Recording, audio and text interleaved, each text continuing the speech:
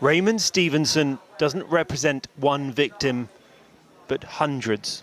This is the phrase I used when we first started: abuse on an industrial scale. 177 paedophiles worked in this children's home.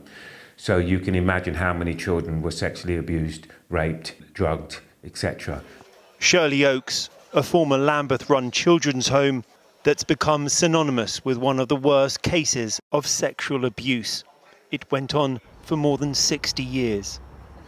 It's just one example included in the independent inquiry into child sex abuse, which finally published its report. The nature and scale of the abuse we encountered was shocking and deeply disturbing. Among the 20 inquiry recommendations, a new mandatory law requiring people working with children to report abuse, a compensation scheme for victims, and a designated children's minister who sits in cabinet. Recommendations which were broadly welcomed. The good things are mandatory reporting. Obvious, it's anyone in a position of authority should have to report child abuse, but who are they going to report it to? The police?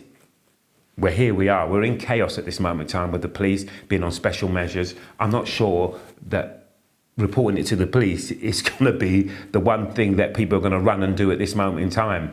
The inquiry heard from more than 7,000 child abuse victims and cost more than £186 million.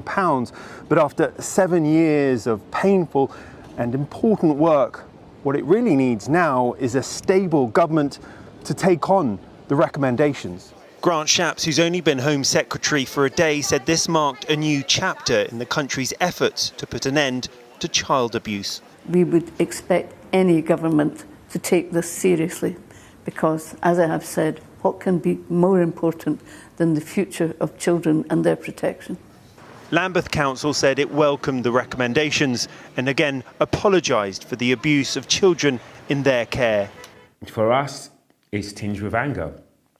The perpetrators, the people who covered it up, they were never investigated by this inquiry. The police got off scot-free. This inquiry began with the historic abuses of Jimmy Savile, but the chilling warning from the report, child abuse, is still ongoing today. Rex Martel, ITV News.